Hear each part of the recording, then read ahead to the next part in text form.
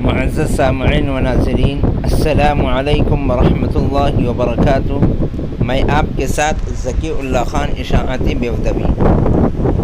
معزز ناظرین، اس وقت کی نہایت ہی المناک خبر یہ ہے کہ فن حدیث کے متبحر عالم دین محدث دارالعلوم دیوبند حضرت مولانا حبیب الرحمن اعظمی کا انتقال ہو گیا ہے۔ انا للہ و انا الیہ راجعون۔ بتاریخ 13 مئی 2021، 30 رمضان بروز جمعرات دوپہر کے قریب۔ اللہ رب العزت حضرت کی بال بال مغفرت فرمائے، جنت الفردوس میں اعلیٰ مقام عطا فرمائے، پسماندگان کو صبر جمیل عطا فرمائے۔ تمام احباب سے دعائے مغفرت کی درخواست کی جاتی ہے۔